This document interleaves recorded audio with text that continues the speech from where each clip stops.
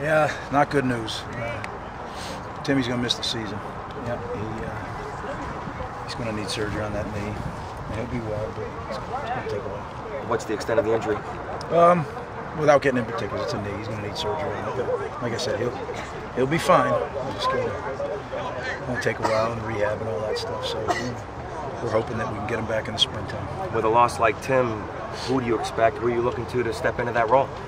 Well, you're right. I mean, Tim has really improved from the end of last season till now. He's probably the guy who made the biggest improvement. So we were really counting on him. But those things happen in sports, and now you get an opportunity for other guys to step up.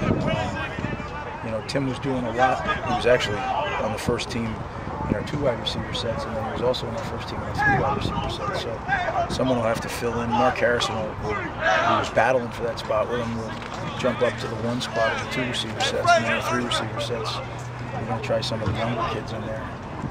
2 freshmen? A couple, yeah. And there's some guys, Pratt, you notice, wasn't out of practice today. He plays that position. He got clocked yesterday, and he's a little groggy, so he'll be out for a couple of days. Tartikoff was in there today. Jeremy Deering was in there today. So we're giving a bunch of guys looks. Great. And we'll experiment around there for that inside, that slot spot. Good. Did you talk to Tim? And I did. What kind of mood is he in, and how's he doing? He's sad, like everybody is. You're always sad when one of your guys gets injured, but the guy who's worked as hard as he has to put himself in this position, it's hard on everybody. But truly a team guy. I mean, he's in the building and he's helping the guys that are going to be filling in his spots. So I mean, that's something that says a lot about the kid. Any other updates on injuries? Anyone else hurt? Howard did a little bit today, but he tweaked his back yesterday. It was good to see Antoine Lowry get back out there. He had walked out with a bag of ice on his ankle, so I was glad he was able to practice. Joe Martinick is still tender with that ham.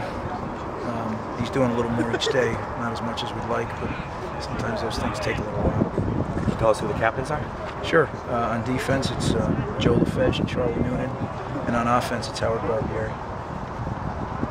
Can you talk about what all 3 of them bring? Well, I think they all bring great leadership in their own way. You look at a guy like Howard, I mean, he's a self-made player. Right? He's a walk-on from down Middletown and comes into this program and just works and works and works. And all of a sudden, he's a guy that can play any position on the offensive line. He's one of the hardest working guys in our program, and sets an example for everybody. You look at Charlie, not a lot different. Charlie overcomes a ton of adversity. Charlie's a great guy for a guy like Tim Wright to look at. Charlie overcame multiple knee surgeries, Charlie, to battle his way and become captain of the team. I think is very impressive. Again, a guy who leads by example. And then Joe LaFege, just a tremendous performer who doesn't say a lot, but when he talks, everybody listens.